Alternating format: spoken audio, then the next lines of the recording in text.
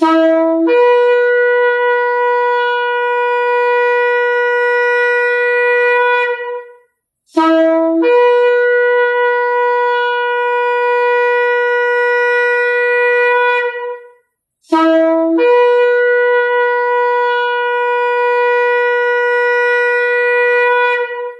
RPK yang dikasihi Tuhan dimanapun Anda berada. Shalom Beshem Yeshua HaMasiah. Salam sejahtera dalam nama Yeshua HaMasiah, dalam nama Tuhan Yesus Kristus Juru Selamat kita. Selamat mengikuti siaran Tekiyah Telaah Kata Ibrani Alkitabiah bersama Gembala Benyamin Obadiah, Ketua GKMI Gereja Kehilat Mesianik Indonesia. Tekiyah adalah cara peniupan shofar seperti yang didengar tadi. Siaran Tekiyah dimaksudkan untuk menggali kebenaran Alkitab dari bahasa dan masyarakat Ibrani yang menjadi persemaian tumbuhnya iman Kristiani kita yang berasal dari tanah perjanjian Israel di Timur Tengah. Saudara dapat mengajukan pertanyaan ke 081 997 1577 081 997 1577. Shalom Pak Ben. Shalom Bu Ira, shalom sahabat RPK dimanapun Anda berada. Hari ini kita akan membahas kata Ibrani kavod adonenu. Dalam bahasa Ibrani dieja kaf, bet, vav, dalet. Dibaca kavod, artinya kemuliaan. He, alef, dalet, vav, nun sofit, dibaca haadon, artinya Tuhan, junjungan. Lengkapnya, kavod haadon, kemuliaan Tuhan, junjungan. 2 Korintus 3 ayat 18. Dan kita semua mencerminkan kemuliaan Tuhan dengan muka yang tidak berselubung. Dan karena kemuliaan itu datangnya dari Tuhan yang adalah roh, maka kita diubah menjadi serupa dengan gambarnya dalam kemuliaan yang semakin besar. Ini sebuah ayat yang ditulis Rasul Rabi Shaul Paulus yang tidak selalu mudah dicerna. Kata kuncinya adalah kemuliaan Tuhan yang dalam bahasa Yunani koine yang ditulis sang Rasul adalah ho doxa kurios atau the glory of the Lord yang dalam bahasa Ibrani adalah kavod haadon, kemuliaan sang junjungan. Dalam konteksnya dari ayat 7 pasal yang sama, kemuliaan muncul ketika Tuhan menurunkan pengajaran Torah di Sinai dalam bentuk 2 loh batu dan kemudian menjelaskannya secara pribadi kepada Mose demikian rupa sehingga ketika ia turun, wajah Mose pun bersinar. Bagaimana Rasul Paulus mengetahui hal ini? Ya, karena sebagai Rabi Yahudi, Rabi Shaul Paulus mempelajari kitab Torah yang artinya pengajaran. Bahkan ada indikasi kuat bahwa Torah terjemahan bahasa Yunani yang disebut Septuaginta selalu ada di sisi sang Rabi Shaul Paulus saat ia menulis surat-suratnya. Latar belakang Torah dari ayat yang ditulisnya itu terdapat dalam kitab Keluaran 34, 28-33. Dan Moshe ada di sana bersama-sama dengan Adonai 40 hari 40 malam lamanya. Tidak makan roti dan tidak minum air. Dan ia menuliskan pada loh itu segala perkataan perjanjian yakni ke-10 firman. Ketika Moshe turun dari gunung Sinai, kedua loh hukum Elohim ada di tangan Moshe ketika ia turun dari gunung itu.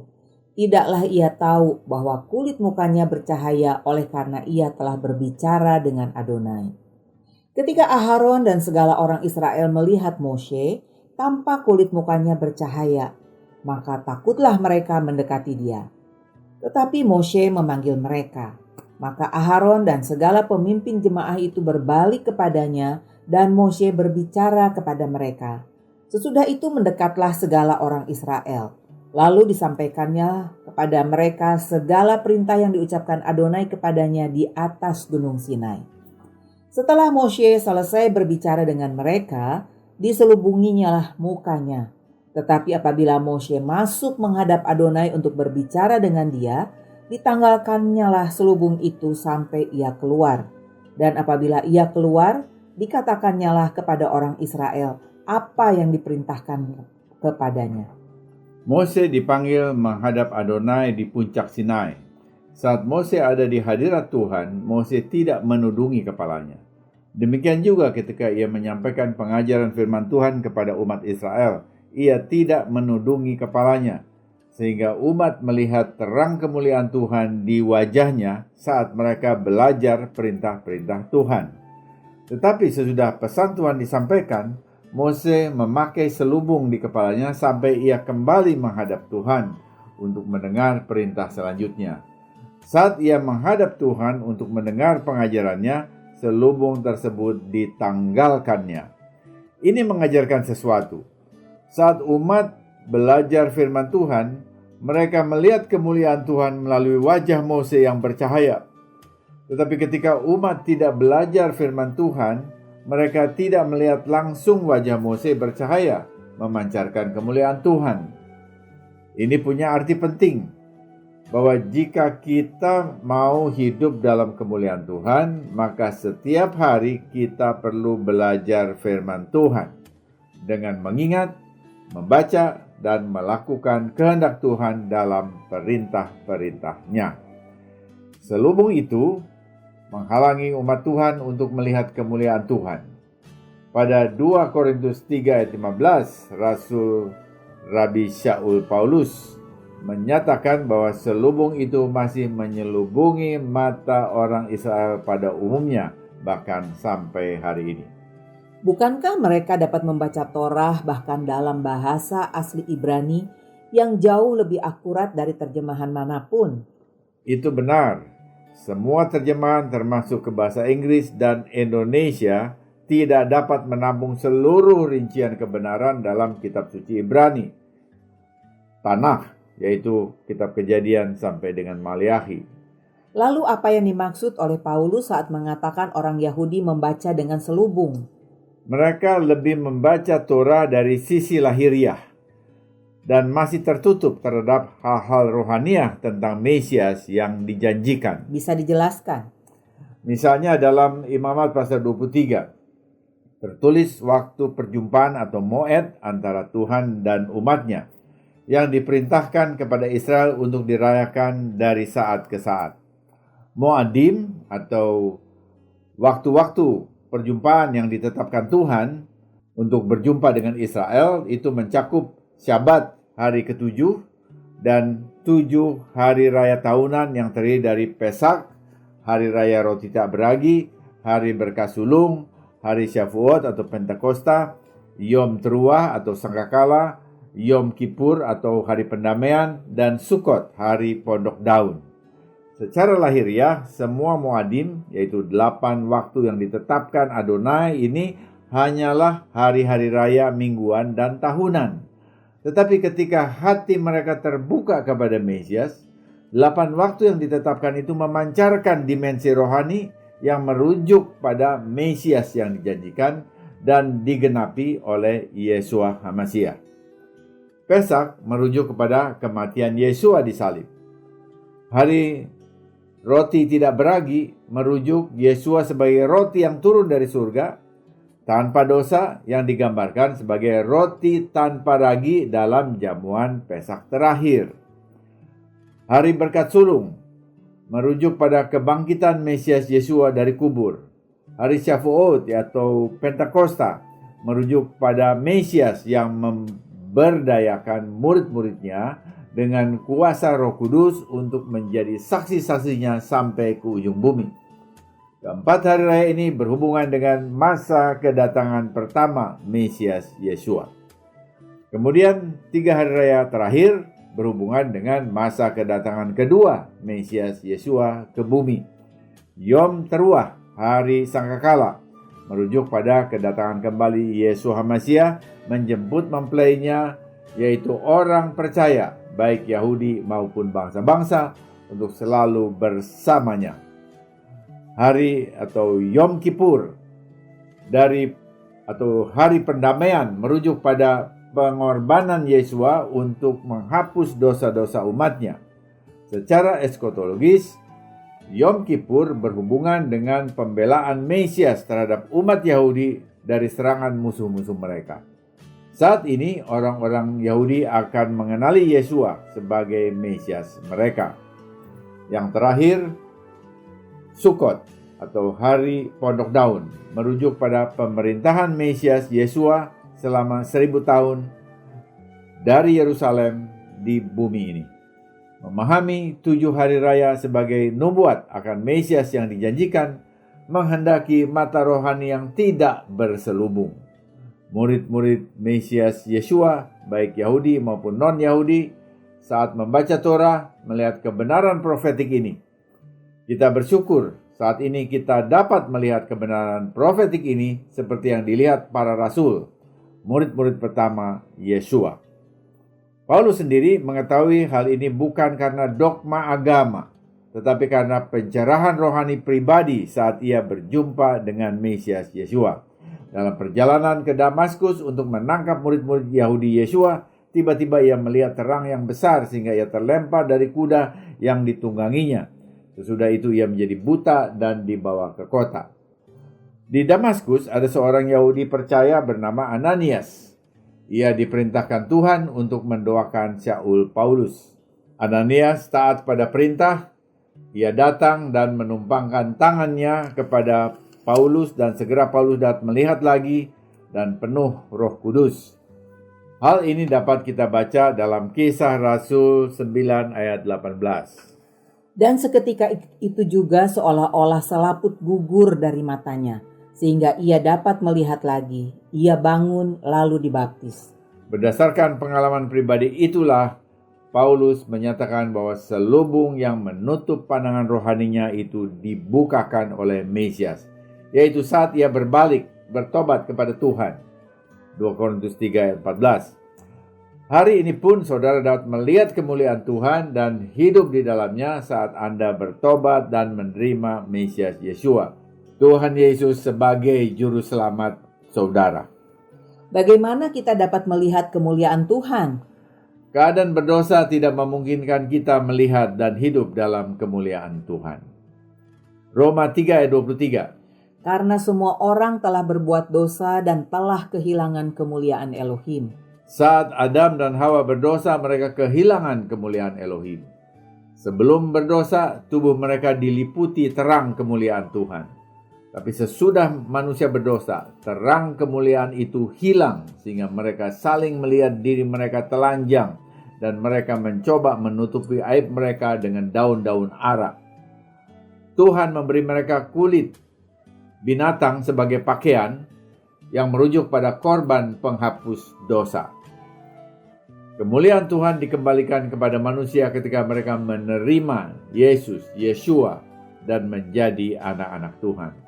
Dan ini sama seperti Israel saat menerima pengajaran firman Tuhan secara utuh dari Mose, atau saat Saul Paulus membuka hati kepada Yesua yang adalah firman Tuhan. Yohanes 1 ayat 1. Pada mulanya adalah firman. Firman itu bersama-sama dengan Elohim, dan firman itu adalah Elohim. Yohanes 1 ayat 12. Tetapi semua orang yang menerimanya diberinya kuasa supaya menjadi anak-anak Elohim, yaitu mereka yang percaya dalam namanya. Yaitu mereka yang percaya dalam namanya, dalam nama Yesua, dalam nama Yesus. Sekarang Yohanes 1 ayat 14. Firman itu telah menjadi manusia dan diam di antara kita.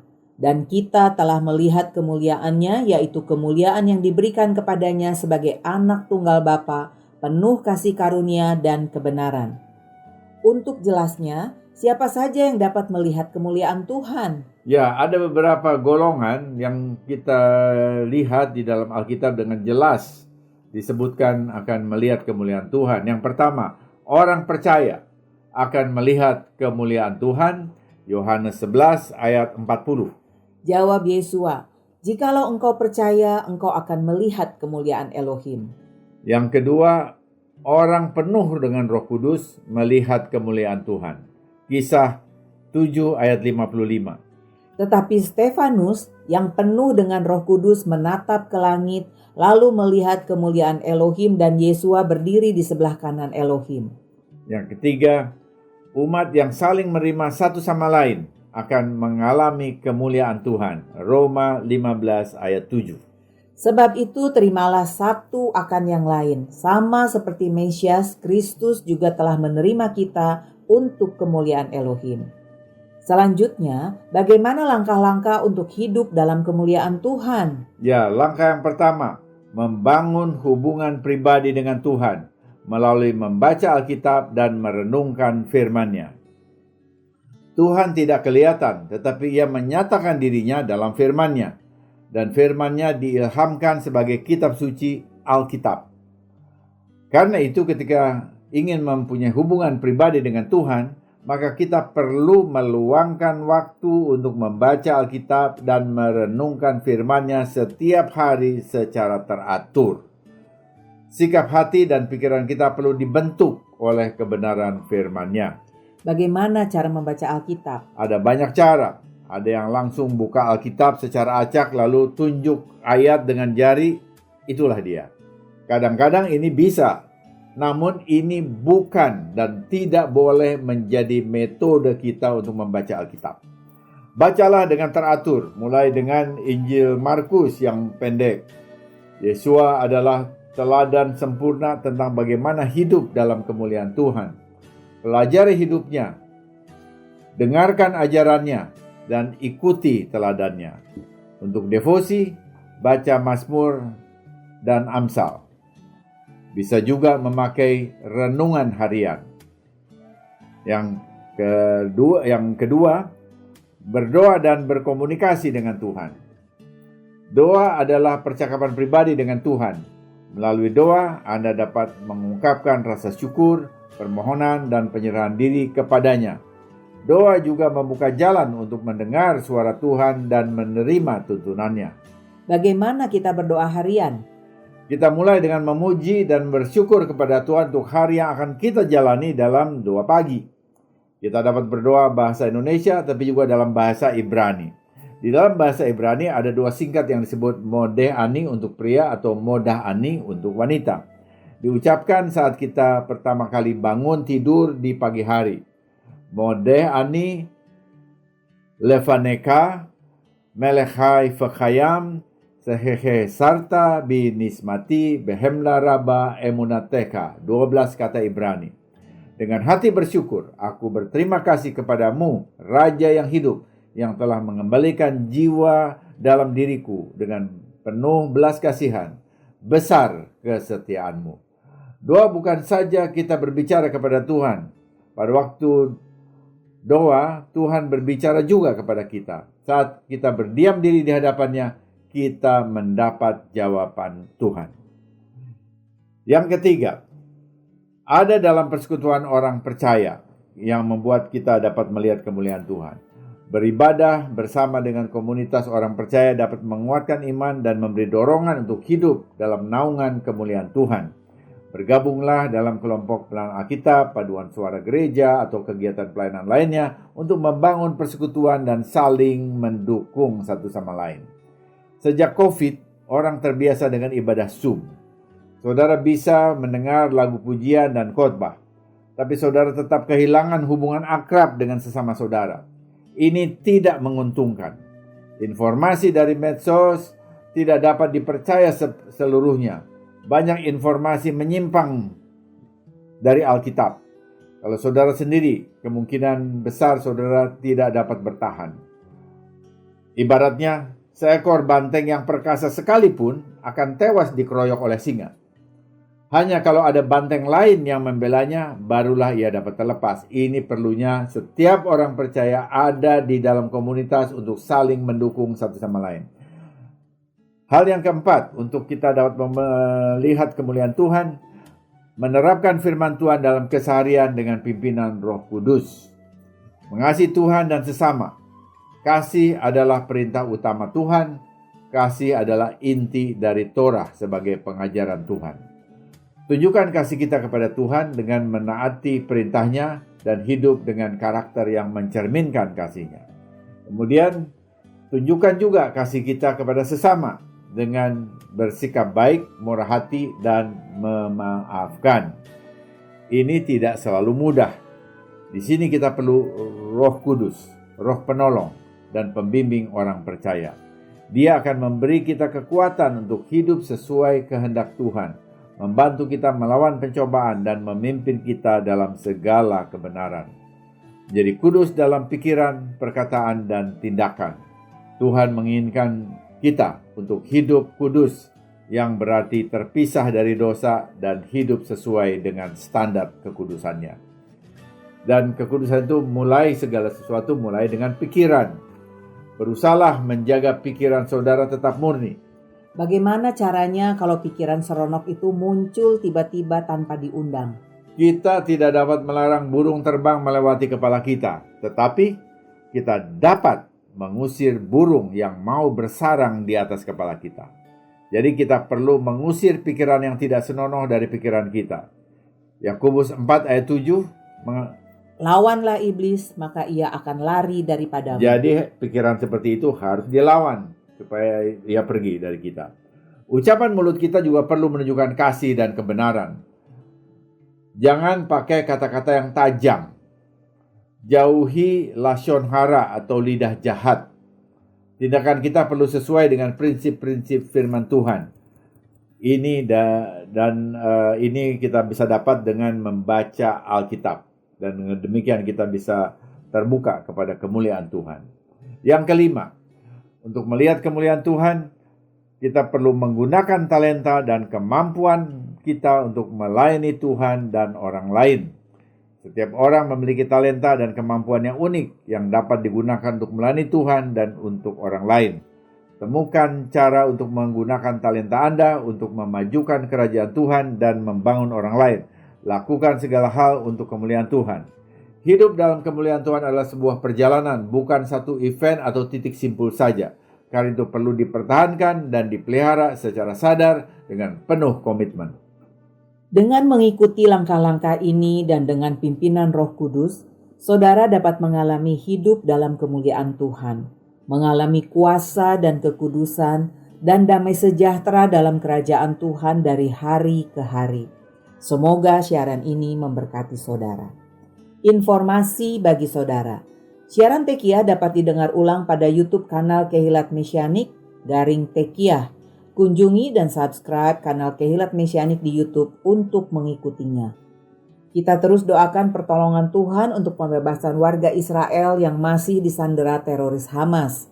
Doakan IDF untuk perlindungan dalam pertahanan dan hikmat dalam negosiasi pembebasan sandera. Sesudah narasi ini kita akan mendengar lagu King of Glory, Raja Kemuliaan oleh Sissy Winans. Dunia sujud menyembah, setiap orang sujud dan mengaku, Engkaulah Raja Mulia. Benar, bukan nanti di alam baka.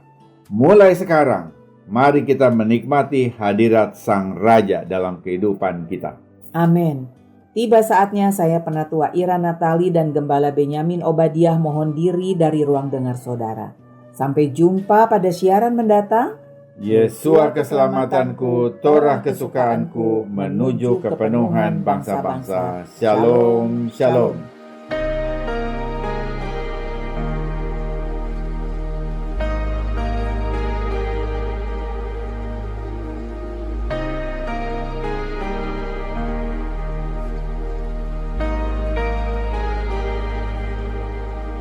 Yes, the world will bow down and say you are God.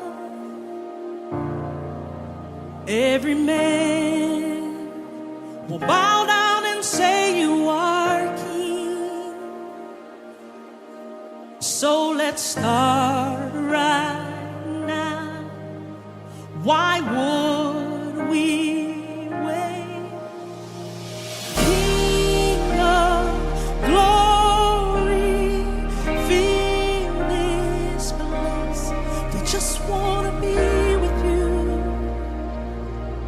Just wanna be with you.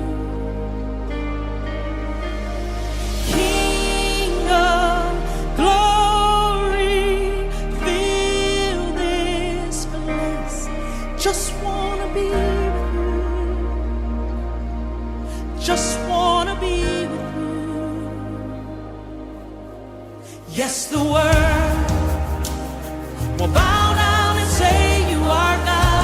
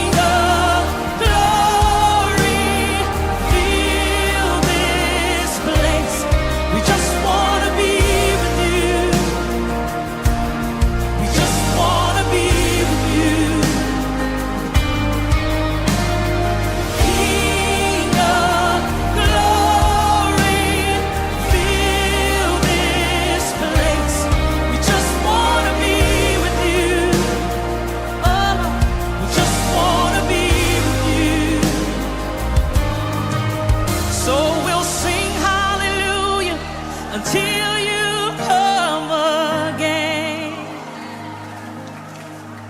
And we'll dance in your presence until you come again. I'll just sing hallelujah until you come again. And I'll dance in your presence until you come again. We will sing hallelujah. Hey, and we'll dance in your presence. Oh, yes, we will. We will sing hallelujah.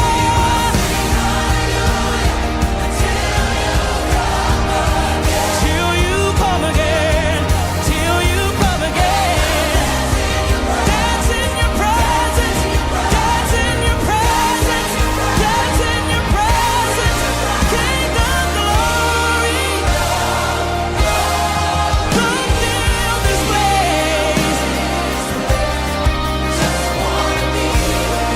Gotta have you. King of glory, come fill this place. I just wanna, all I wanna do, all I wanna do.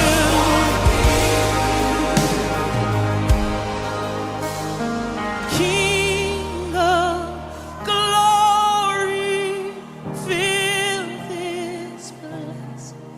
We just wanna be with you.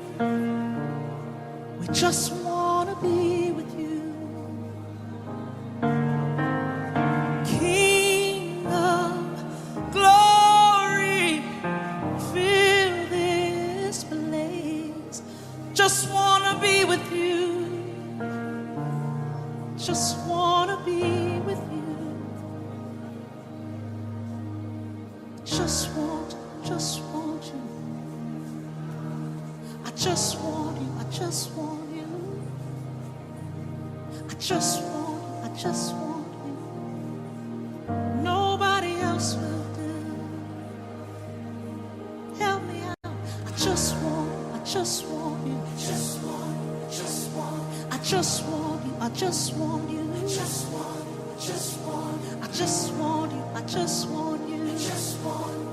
Nobody else will do. Come on. I just want you. I just want you. I just want you. I just want you. I just want you. I just want you. Nobody else will do.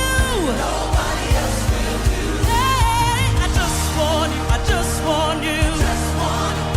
Oh, I just want you. I just want you. Yes, I just want you. I just want you. Nobody else will do. Hey, I just want you. I just want you. I just want you. I just want you.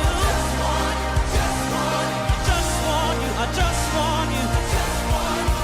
Nobody else will do. Come on, everybody, lift your hands and speak to him tonight. Say, I just want you. I just want you. I just want you. I just want you. Oh, I just want you. I just want you. Nobody else will do. King of glory, fill this place. I just wanna be with you. I just wanna be with you. King of glory, fill this place. Just